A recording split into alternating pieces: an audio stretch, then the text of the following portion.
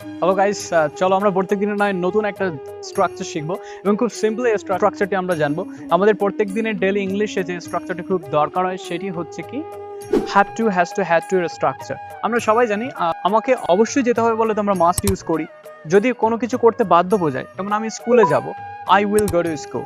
স্কুলে যেতে বাধ্য, তাহলে কিন্তু আমরা এখানে I have to go to school বলতে পারি। ওকে, যদি হি ইউজ করা হয় তাহলে সেক্ষেত্রে কিন্তু he has to go to school হবে, এখানে কিন্তু আর হ্যাভ টু ইউজ করতে পারবে না।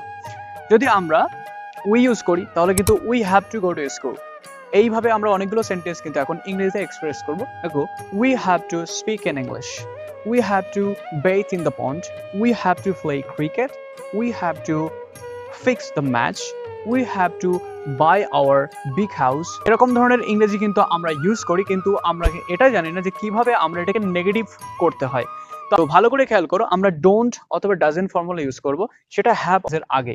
ওকে, যদি আমরা হ্যাভকে নেগেটিভ করি তাহলে কিন্তু আমরা ডোন্ট হ্যাভ বলবো, যদি আমরা হ্যাজকে নেগেটিভ করি তাহলে আমরা ডাজেন্ট হ্যাভ বলবো। ক্লিয়ার? তাহলে পুরো সেন্টেন্সটা তোমরা সবাই জেনে নাও। যেমন আমরা বলতে পারি এখানে, we don't have to play cricket, we don't have to make videos, we don't have to read books. Past tense use করার জন্য সঠিক formula did not plus have, অথবা শুধু আমরা হ্যাড ইউজ করতে পারি। যেমন ধরো, we had two speak in English, আমরা ইংরেজিতে কথা বলতে বাধ্য ছিলাম।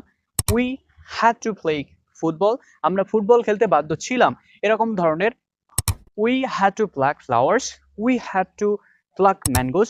এবার নেগেটিভ করলে আমরা কিন্তু খুব সহজভাবেই উই ডিডেন্ট হ্যাভ টু, এখানে কিন্তু did not or didn't plus have use করতে হবে।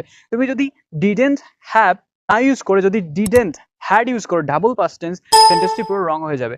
আশা করি ভিডিওটি তোমাদের ভালো লাগবে এবং তোমরা কিন্তু সবাই আমাদের ফেসবুক পেজ এবং ইউটিউব চ্যানেলটি ফলো করবে, তাহলে এরকম ধরনের অনেক আরো মজাদার ভিডিও কিন্তু তোমরা পাবে।